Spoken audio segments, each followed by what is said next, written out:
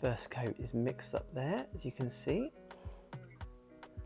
We've got this lovely consistency there to build out the gaping holes, or the large cavities.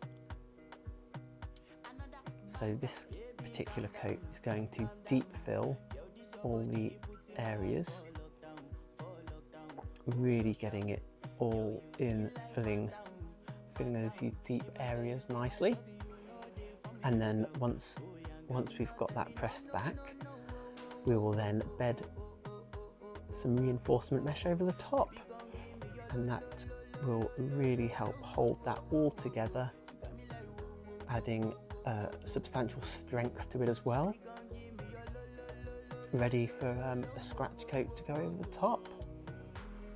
Watch and enjoy.